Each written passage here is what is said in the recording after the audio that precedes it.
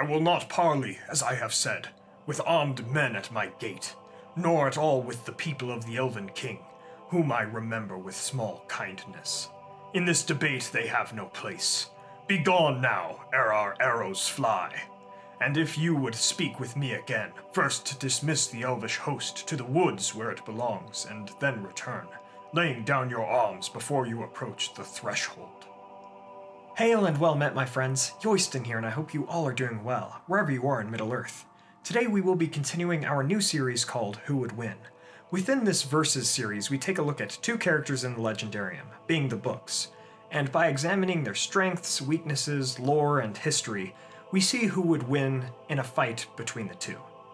We look first at the characters individually and how they would do on a one-on-one kind of setting, before examining how they would fare in all-out warfare, concerning armies and strongholds that they could command. Today, by request from our latest poll, we are looking at Gimli versus Thorin. There are some related articles and videos in the description that helped with today's video and my examinations in this video. My friends, thank you all for joining me today. Let's begin our tale. First, let's quickly summarize the characters at play today. Gimli, son of Glóin, is most well known from his deeds during the events of The Lord of the Rings and The War of the Ring. He first came to Rivendell before the Council of Elrond, and he acted as the dwarven representative in the Fellowship of the Ring. He would go on to make amends between his folk and the elves, becoming best friends with Legolas of the Woodland Realm. He would aid Aragorn and Gandalf as well after the breaking of the Fellowship, saving Rohan and Gondor from disaster in wartime. After the war, he created a colony of dwarves in the glittering caves of Aglarond, and he would eventually take the ship into the west with Legolas, being the only dwarf ever to do so, as he was named Elf Friend. Thorin Oakenshield, son of Thrain, son of Thror, is most well known for his deeds during the events of the Hobbit and Quest of Erebor. He was the king of the Longbeard dwarves after the exile from Erebor and the loss of his father Thrain. After the fall of Erebor to Smaug, the dwarves would follow Thror to Dunland, only to end up fighting the War of the Dwarves and Orcs. They won the war, but with heavy losses, not only for their kin, but for all 7 houses of the dwarves. Thrain, Thorin's father, would lead his dwarves to the Blue Mountains, but Thrain would disappear, being taken by Sauron in Mirkwood. Thorin would be king, and ever he remembered his home that had been stolen from him. A quest would ensue that would see the reclamation of that home. He befriended the hobbit Bilbo Baggins and the wizard Gandalf, both of whom helped him reclaim his home. But after Smaug was ousted and defeated, and Thorin was king under the mountain, the gold and greed for the Arkenstone and the rest of the wealth of Erebor drove him mad, almost leading to blows with the elves of Mirkwood and the men of Lake Town. But the timely arrival of orcs and their allies made the Free Peoples unite, and during the Battle of 5 Armies, Thorin suffered mortal wounds from the orc Bolg, son of Azog. He would make amends for his deeds and pass away after the battle, being buried with the Arkenstone while Orcrist was laid upon his tomb. His cousin Dain Ironfoot would become king after him. Now we come to it, Gimli versus Thorin. Of course, unlike our Manwë versus Melkor video, Gimli loved Thorin and the memory of him, and was his distant cousin, and Thorin was, in most ways, a good king, and he loved his fellow dwarves. This battle would never canonically occur, as Thorin was at one time Gimli's king, when Gimli was but a lad for a dwarf. But for sake of this video, let's see how they would fare against one another. And for these hypothetical battles, we will have to do some time jumping within the lore, but I will try to be as clear about that as I can be. Let's first see how they would do in a duel, one-on-one kind of setting. We will take them both while they were at their strongest points in battle. For Gimli, I believe he would have been at his strongest fighting age in 3019 of the Third Age, when he was 140 years old, still in the strong years of his life for a dwarf, and he had just healed up from the War of the Ring, putting this a couple months after the destruction of the One Ring and the downfall of Sauron. He would have been fresh out of the war, so the memory, wisdom, and experience of combat would also be fresh. As for Thorin, I would actually say he was at his strongest in 2941, during the events of The Hobbit, when he was 195 years old, before being captured by the elves in Mirkwood. I think he was at his strongest point here because of 2 things: war experience and Orcrist. I'm curious to hear people's thoughts about this point, as if not for Orcrist the sword, I may have said Thorin was at his strongest point right after the War of the Dwarves and Orcs. for he would have been young and would have had fresh combat experience. However, I think Orcrist especially, as well as his lifelong expertise, would more than make up for his older age, as he would be 195 and the average dwarvish life is about 250 years. So, a post-Lord of the Rings Gimli versus a mid-Hobbit Thorin, when they were both at their most powerful individual points, would have seen Thorin win, either slightly or by a moderate margin. Now let me explain why. Thorin had much more wartime experience than Gimli did, having survived the sack of Erebor by Smaug, being a veteran of the 6-year-long war of the Dwarves and Orcs, and having fought a few times during the early events of The Hobbit. Furthermore, he survived in the wilderness of Dunland, and had traveled far throughout his life. Also, after the point in time we are considering him at right now, he would go on to fight Bolg, the chieftain of the Orcs during the Battle of Five Armies, as well as Bolg's guards. While he would lose that battle, and the injuries sustained from it would kill him, that is still an impressive feat to take on this notable orc.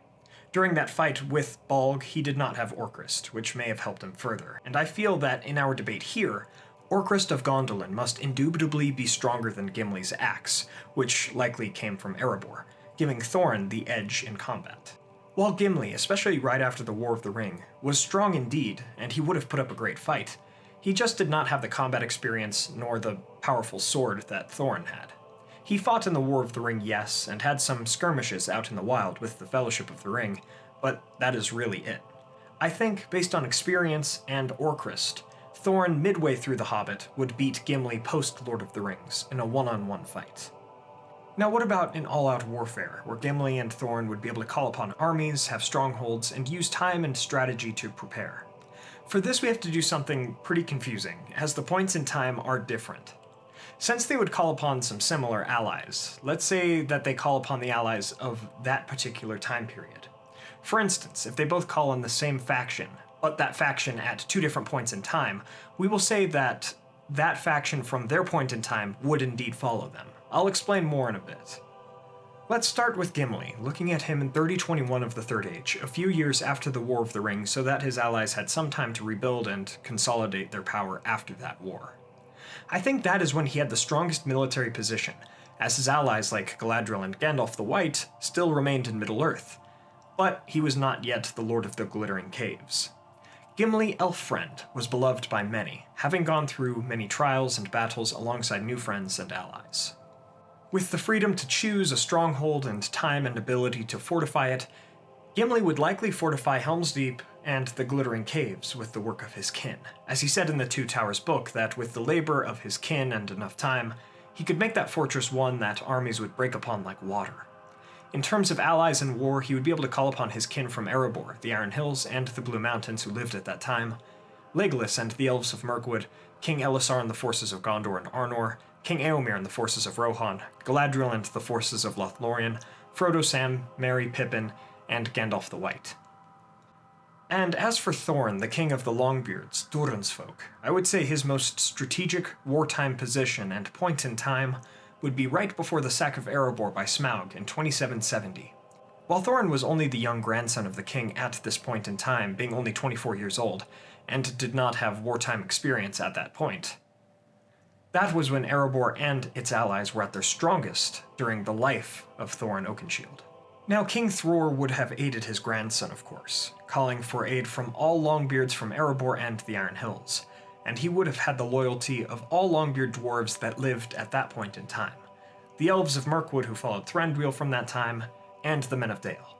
Like I was saying earlier, they would both call on Longbeards and the Elves of Mirkwood, but since they are at different points in time during this hypothetical battle, we will put the dwarves and elves from 2770 on Thorin's side against the dwarves and elves from 3021 on Gimli's side. That way we know what allies they would truly have. Hopefully that makes sense. Now, since Smaug had not yet attacked, and the War of the Dwarves and Orcs had not happened yet, there would be many fresh troops on Thorin's side, but they would not have had the experience that came with war and loss. Whereas on Gimli's side, the armies would not be as fresh, having just fought the War of the Ring. However, they would have wisdom and experience from the war.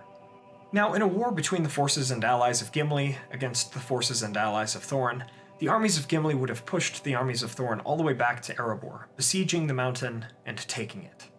Concerning all-out warfare between Gimli at his strongest military point and Thorin at his strongest military point, Gimli would absolutely beat Thorin. He had far more allies than Thorin would have ever had, and he himself would have been apt in fighting large-scale battles, taking an older Gimli versus a younger Thorin. And Gimli would have been leading his forces on the front lines. Now, to be fair to Thorin, I considered him at many different points in his life, but ultimately, in terms of all-out war, he and his strategic points, armies, and stronghold, were at their strongest before Smaug attacked, when Erebor and its allies were at their peak. Even if that was a young and inexperienced Thorin, and he did not live to see Erebor and its allies repaired and restored after the events of The Hobbit.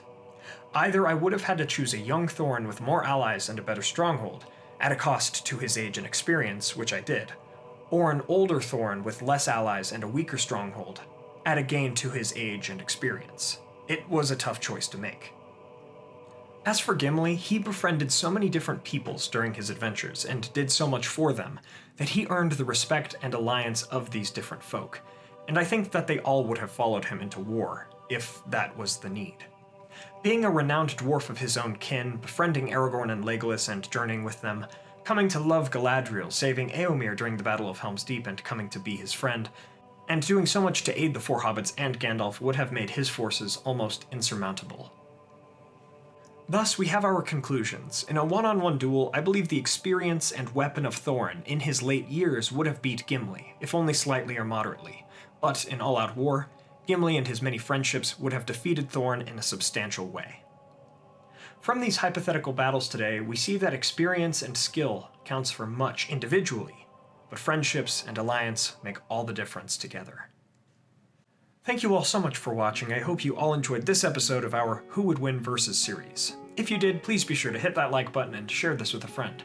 What are your thoughts, questions, additions, and corrections about this? And also, let me know if you like this series and want to see more, or if you'd like to see some changes made to it. It's a new one, so I'm still trying to figure out how to best do it, and any help regarding it is appreciated. But between Gimli and Thorin, who do you think would win and why, in a one-on-one setting and in a wartime setting? Please check out our music channel, Facebook, Twitter, merch, and Patreon for our Discord server and podcasts. Links are in the description below.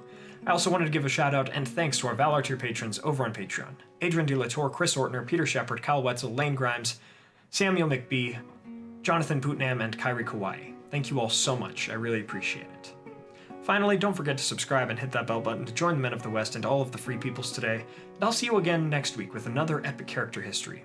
I left some options for that history on a poll in the community tab, so you can all go and vote for your favorite option. Everyone, as always, thank you all so much for joining me on this adventure. Until the next one, my great friends.